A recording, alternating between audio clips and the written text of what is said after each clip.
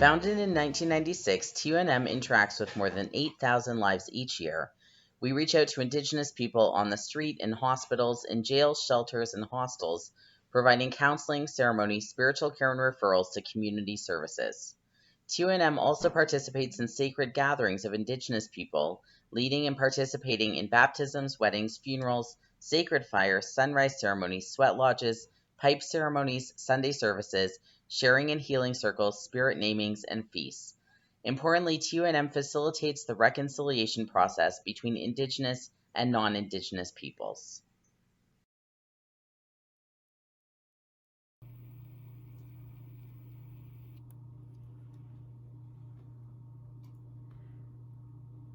With gratitude, we begin our worship with an invitation to ground yourself on the land.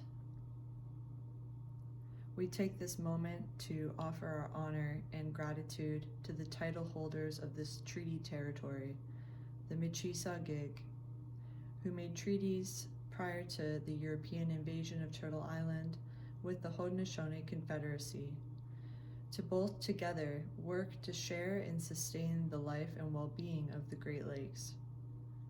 We honor that treaty, the dish with one spoon, and we honor the Confederacy of the Haudenosaunee of Six Nations and the Three Fires Confederacy of the Anishinaabe. We offer our appreciation also for the Wendat Nation and their connection to this land and territory. We also recognize their displacement into Quebec through colonial processes. As we honor the territory that Toronto Urban Native Ministry is on, I invite you too at this moment to honor the treaty territory that you may be on, wherever this finds you this morning. With gratitude and respect, we begin. 1 Corinthians chapter 9, verse 16 to 23. If I proclaim the gospel, this gives me no ground for boasting, for an obligation is laid on me. And woe to me if I do not proclaim the gospel. For if I do this of my own will, I have a reward. But if not on my own will, I am entrusted with a commission. What then is my reward? Just this, that in my proclamation I may make the gospel free of charge, so as not to make full use of my rights in the gospel. For though I am free with respect to all, I have made myself a slave to all, so that I might win more of them. To the Jews I became as a Jew, in order to win Jews. To those under the law I became as one under the law, though I myself am not under the law, so that I might win those under the law. To those outside the law I became as one outside the law, though I am not free from God's law, but under Christ's law, so that I might win those outside the law. To the weak I became weak, so that I might win the weak. I have become all things to all people, that I might by all means save some. I do it for all the sake of the gospel, so that I may share it in its blessing. A reading from the Gospel of Mark, chapter 1, verses 29 to 39. As soon as they left the synagogue, they went with James and John to the home of Simon and Andrew. Simon's mother-in-law was in bed with a fever, and they immediately told Jesus about her. So he went to her, took her hand, and helped her up. The fever left her, and she began to wait on them. That evening, after sunset, the people brought to Jesus all the sick and demon-possessed. The whole town gathered at the door, and Jesus healed many who had various diseases. He also drove out many demons, but he would not let the demons speak because they knew who he was. Very early in the morning, while it was still dark, Jesus got up, left the house, and went off to a solitary place where he prayed. Simon and his companions went to look for him, and when they found him, they exclaimed, "Everyone is looking for you." Jesus replied, "Let us go somewhere else, to the nearby villages, so I can preach there also. That is why I have come." So he traveled through Galilee, preaching in their synagogues and driving out demons. The word of God for the people of God. Hello, and I'm Jessica Swance, and I'm reporting live from our studio at Quarantine Quarterly, where we will check in with folks working on the front lines. Right, to the telephone we go. Hello, Terry from Toronto, go ahead. Yes. Hi, Jessica. Well, teaching a group of 30 kindergartners online has been nothing short of an absolute zoo. I do my best in engaging the kids for the allotted time I'm supposed to, but when they start giving me tech advice about how to screen share and play videos, I know I'm done for. Just the other day, I was trying to explain something to the class when a little one began to get frustrated, started waving goodbye, and left the video call, which then triggered the rest of the class to follow suit while I'm frantically trying to tell them we weren't done yet. So, yeah, teaching has been an awesome adventure. Well, that does sound like an adventure for everyone involved. Okay, to line number 2, where we have Buster from Barrie on the line. Hello, can you hear me? Yep. Okay, yes. Well, I'm a cleaner at the hospital in the ICU. And the first 3 months of COVID, I quarantined in my house, meaning I didn't come in contact with my husband or children. I went to work and came home to the basement where I helped with homework at a distance, and I read stories off by heart while they turned the pages. I was ready for this, though, since I worked back with the scare of SARS, where my top priority was to keep my family healthy, while also keeping people safe at work. I'm usually a background worker at a hospital, slipping in and out unnoticed, but sometimes a patient needs a cleaner to say, "Hello, how are you today?" When nurses and doctors are busy helping, I can ease some fear and some loneliness. I find we are discovering that people in civilian jobs, which were once seen as low priority jobs, are now the people we are relying on most to help us through this all. Our last caller from today is Sarah from South River, who has been doing her part in ensuring the supply of toilet paper is in stock at the local grocery store. Sarah? Hi, Jess. Hi. It's nice to talk to you today. Yes, I never imagined that I would be considered a frontline worker. I mean, who am I compared to the nurses and doctors helping our community? We are a relatively small community here with an aged population, so when our seniors need groceries, I load up my car and do a drop-off to their doorstep. Aww. I remember one gentleman whom I delivered for had purchased a large package of toilet paper. Upon dropping it off, he insisted he only take half of the rolls because he was a widower and he didn't need much. He then opened the package and gave me the remaining half of the rolls. He wouldn't let me refuse.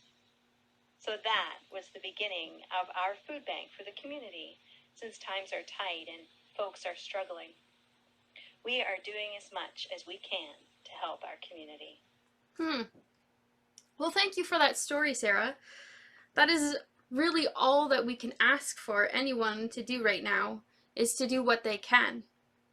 Well, that's all the time that we have for today on Quarantine Quarterly. Until next time! While names and places of those stories have been changed, each of them is a true account of folks serving the community and the people in the best way they know how to. I have heard the words, "Who am I compared to insert high-profile career, doctor, nurse, healthcare worker," where too many people have questioned their worth based on how they might be helping during this pandemic, or how much they have been able to contribute during this time. In our gospel reading today, Jesus has just come from the synagogue after healing a man with unclean spirits. His disciples seem to usher him out rather quickly after having seen the first of his miracles of healing. Maybe Simon Peter is excited to see Jesus' potential and is quick to have his mother-in-law healed. In any case, the writer of Mark gives us rather short timelines and likes to exaggerate the story slightly. Although I can picture Jesus and his disciples having to run to a familiar house before the crowd descends on him for his healing miracles. I picture them narrowly entering the house and shutting the door before the crowd reaches them, leaning against the heavy wooden slats, breathing heavily. Then, Simon Peter, in his tiniest voice, not having told Jesus yet of his plan, says, "Well, while we're here, would you mind doing a touch more healing before we have some lunch. Ending with a sheepish grin. Jesus, being Jesus, would stand and ask where the woman is laying. After this woman is healed, she jumps up and begins her work right away. Now, this part is often fodder for gender inequality and the rights of women in discussions, which I wouldn't disagree with that at all. But when we look at some of the original language used in early translations, Peter Simon's mother-in-law served immediately after being raised. The verb diakonao is the same verb Jesus uses to describe the essence of his own ministry later in Mark's Gospel. It is to serve rather than to be served that characterizes the Christ of God. It is also to serve that characterizes his disciples. Simon Peter's mother-in-law is far from being an exemplar of a pathetic, unliberated woman for whom serving men is her whole life. Rather, she is the first character in Mark's Gospel who exemplifies true discipleship. Illness bore a heavy social cost. Not only would a person be unable to earn a living or contribute to the well-being of a household, but their ability to take their proper role in the community, to be honored as a valuable member of a household, town, or village, would be taken from them. Simon Peter's mother-in-law is an excellent case in point. It was her calling and her honor to show hospitalities to the guests in her home. Now, at this point, the crowds have definitely gathered outside of Simon Peter's house, and Jesus' healing work is not done for the day. We see again where the gospel writer had maybe slightly exaggerated that the whole town is present on the other side of the door. But nonetheless, Jesus steps out and heals many. It doesn't necessarily say he heals all of them, but he does as much as he can for the day. The catalyst that has made me walk through ministry a little lighter is this part that comes next, where Jesus slips out early in the morning before everyone is awake. I can picture him tiptoeing over the sleeping bodies of his friends, holding his breath so not to wake them, only so that he can have that quiet moment of prayer and solitude, a moment necessary for his own healing, his own restoration. But then, as ministry often goes, his disciples come looking for him. We aren't sure if they're searching because they're worried about Jesus, or if they need something from him. The hangover of yesterday evening's work sends Jesus back where he started, to the wilderness and to prayer. This is not only a neat touch on Mark's part because it takes us back there, it is also one of those small hints about Jesus' need to care for himself and to regain strength and energy. How could Jesus do this when there were so many people in need? Jesus did not have the need to respond to every need. I have always found it interesting that people imagine Jesus met every person's need. When Jesus was in Capernaum, he was not healing people in other places. When he was in the wilderness, people back in town were suffering. Jesus might have met the needs of 1 or 2% of the needy in Palestine of the day, but even that is probably far too high of a guess. Coming to terms with our human limitations in time and space and energy is crucial if we are to survive in ministry and if we are to survive during this pandemic. And Jesus was no exception. Jesus did not exercise his ministry on the basis of his need to be needed, but on the basis of what he could do as a bearer of the Spirit, and nothing more. That is always enough, and never enough to meet all needs. Failure to acknowledge our limitations often leads to denial of the immensity of human need, because we are afraid of letting people down. In this story, there are 2 kinds of people. Well, really 3 actually. One being Simon Peter's mother-in-law, who may have run herself ragged and made herself sick from working and not taking care of herself. The other being Jesus, who knows his limits, all while likely questioning himself as the Son of God and believing he should be able to heal everyone who comes to him. Lastly, there are the disciples who are wandering around, maybe feeling a slight bit of loss and not really knowing what will happen next. These three characters I see play out during this pandemic. My sister is a community nurse whose team is short-staffed. Their team is generally putting in 12 hours days plus overtime, but then crashing hard on her days off. A small pick-me-up of a Tim's card or a kind word seems to keep her going for the next few days. Like the mother-in-law, her vocation of compassion is what drives her to be a disciple for her community. There are individuals who work with our homeless population, who give out food and clothing to a community, feeling the strain of a loaded social system. And I see those workers yearning for better solutions, wishing that they could do so much more with the resources they have. A saying one of the workers gave to me while I looked at the lineup of people waiting for food was this: this person, this moment. Meaning, with the tools and resources I had in that moment is what I could help them with at that time. It might be a plate of food one day, some clothing the next day, but even as I'm sure Jesus wanted to heal all the suffering in his humanity, even he had limits of what he could do in one day.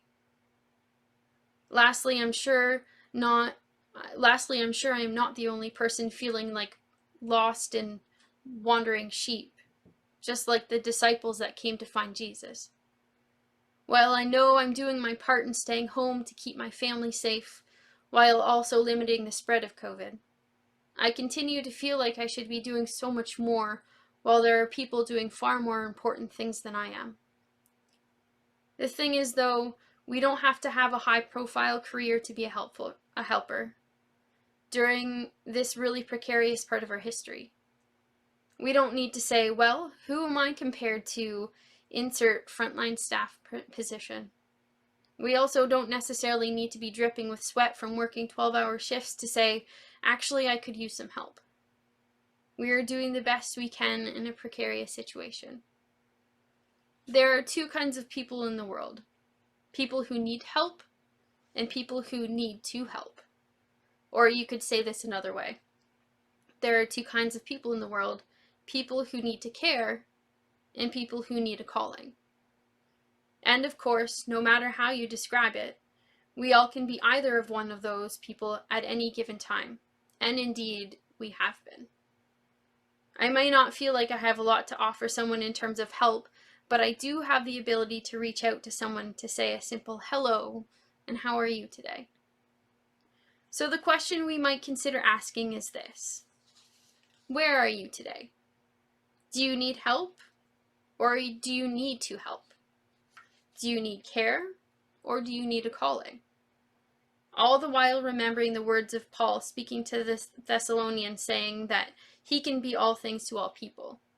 He might be a slight bit zealous, but he's encouraging us to adapt to what we have, stay strong in our faith, and to the community we have that surrounds us. But if we can't be strong, if we can't be all things to all people, ask for help, because there is strength in community. I really actually hate the line that has been used, we are all in this together, because it implies we are all at the same level of togetherness. But what I do know is that we are not alone. We live in a world where Jesus heals and needs healing and prayer. So find the helpers, or be a helper in any capacity you can, and continue to pray for our world. Amen. Holy Creator, we lift into your loving embrace all of our concerns. We raise all of our anxieties, all of our longings, all of our yearnings to the heart of your presence. Enfold in your mantle of love all those that are sick with COVID-19, their families, and all those that have died of the virus. We ask that you would hold all that are grieving in your loving comfort. Strengthen our communities to help us take care of each other. Protect our elders. Support all those who are pregnant. Empower those on the front lines. Strengthen and protect all who work. Heal the sick. Succor the lonely. Redeem the prisoner. We lift all these things into the light of your presence. Amen.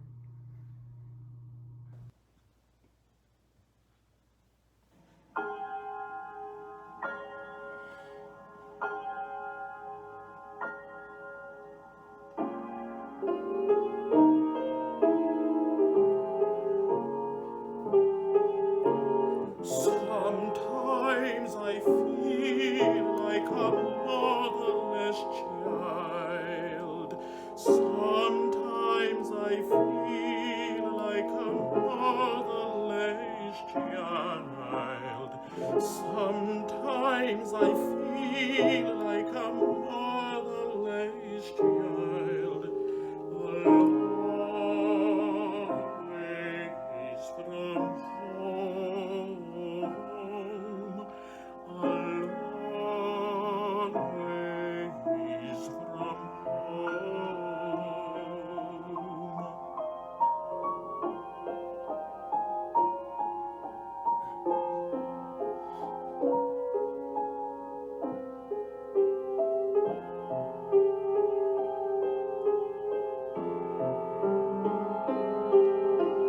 Sometimes I feel like I'm almost gone. Sometimes I feel like I'm almost gone.